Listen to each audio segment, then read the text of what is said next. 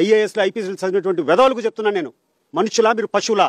ఇటువంటి దుస్సాంప్రదాయాన్ని మీరు పెంచి మీరు పోషించి రేపు ఈ రాష్ట్రాన్ని ఏం చేయాలనుకుంటున్నారు మీరు? రేపు ఇదే పరిస్థితి ప్రతి ఒక్కరు తిరగబడి చేస్తే ప్రతి ఒక్క ఊర్లో ఇదే పరిస్థితి ఉందంటే ప్రజాస్వామ్యంలో నిలబడాలనేటువంటి వ్యక్తులంతా ప్రైవేట్ ఆర్మీగా తయారైతే వాళ్ళందరూ కూడా ఆయుధాలు సమీకరించుకునేటువంటి పరిస్థితి వస్తే ఏమవుతుంది ఈ దేశానికి? అది నా బాధ. కళ్ళు ఒకసారి తెరచమని చెప్తున్నాను. ఇక్కడటువంటి లోకేష్ చెప్తున్నాను, నువ్వు చేసేటువంటి పనికిరాని పని, నీకునేటువంటి ఆ యొక్క ఆ ఈగో, నువ్వు ఏదో ఇక్కడ గెలవాలనే దానికి నువ్వు ఈరోజు పోలీసులంతా ఎంకరేజ్ చేసేటువంటి విధానం ఇది మంచిదా అని చెప్పి అడుగుతున్నా. జగన్ పంచన చేరిన తర్వాత నీ బుద్ధి గడ్డి తిన్నట్లుంది సతీష్ రెడ్డి. ఏం మాట్లాడుతున్నావు కనీసం అర్థమవుతుందా? ఇంగిత జ్ఞానం ఉందా మాట్లాడేటప్పుడు? ఐఏఎస్ ఐపీఎస్లు పట్టుకుని వెధవలు అని మాట్లాడుతున్నావు. ఎంత కష్టపడి చదివితే ఆ ఉన్నత స్థాయిలోకి, ఆ ఉన్నత స్థానంలోకి వస్తారో కనీసం నీకు తెలుసా? 30 ఏళ్లగా ఏ పులివెందుల గురించి అయితే నువ్వు బాధపడుతున్నావో, ఏ పులివెందులో జరుగుతున్న ఎన్నికల గురించి నువ్వు గుండెలు బాదుకుంటున్నావు, ఏ పులివెందులో జరుగుతున్న ఎన్నికలు అప్రజాస్వామ్యంగా జరుగుతున్నాయి నువ్వు మాట్లాడుతున్నావో, 30 ఏళ్లగా ఆ పులివెందుల్లో నామినేషన్ వేసేదానికి భయపడ్డారు స్థానిక సంస్థలలో. 30 ఏళ్లు 4 టర్ములు నువ్వు ఎమ్మెల్యేగా జగన్మోహన్ రెడ్డి మీద పోటీ చేశావు. ఏ రోజున ప్రశ్నించావా ఈ ప్రశ్న? ఆ రోజు గుర్తుకు రాలేదా ఈ బుద్ధి జ్ఞానం? ఆ రోజు గుర్తుకు రాలేదా ఈ అప్రజాస్వామ్యం?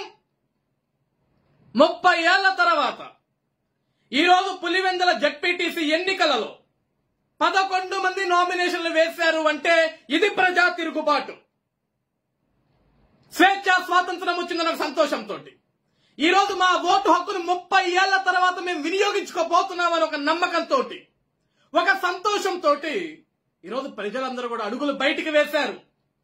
30 ఏళ్ల తర్వాత ఈ జైలు నుంచి మాకు విడుదల కలిగింది, ఈ పైశాచిక పరిపాలన నుంచి మాకు విడుదల కలిగింది.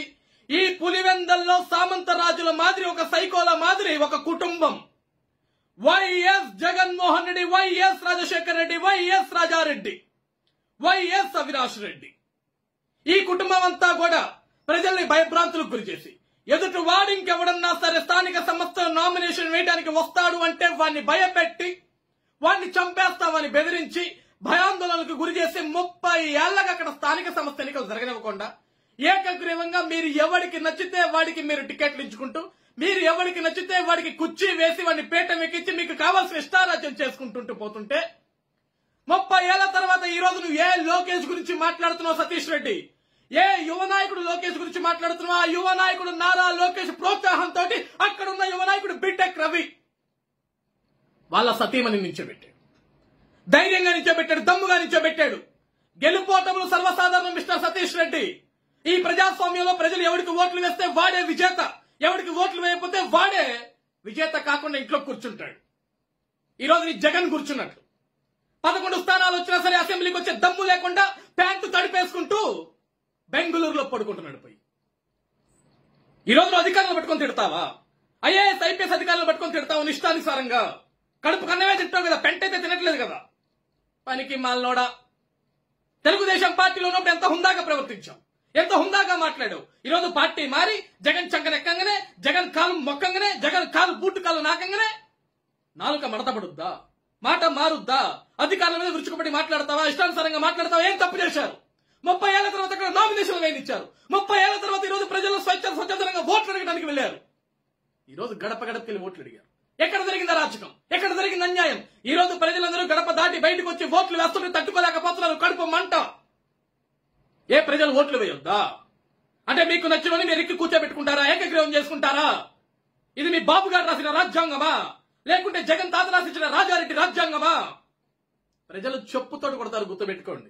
జగన్ దగ్గర చేరావు కదా అని పిచ్చి కుక్కలాగా పిచ్చివాగుడు వాగితే మాత్రం చట్టాలు చూస్తూ ఊరుకో, ప్రజలు చూస్తూ ఊరుకోరు. ఈరోజు పులివెందుల్లో జరిగిన ఎన్నిక ఈ ప్రజాస్వామ్యంలో చాలా స్వాతంత్రంగా, చాలా స్వేచ్ఛగా, చాలా పద్ధతిగా ఎన్నిక జరిగింది. ప్రజలు చాలా సంతోషంగా ఈ రోజు తలుపులు దాటి అడుగు బయటికి వేసి స్వేచ్ఛ స్వాతంత్రంగా బయటకు వచ్చి ఓటు వేశారు. తమ ఓటు హక్కును వినియోగించుకున్నారు. గెలుపెవడా ఓటమివడా ఆ ప్రజలు డిసైడ్ చేస్తారు. అప్పుడు దాకా ఆపుకో.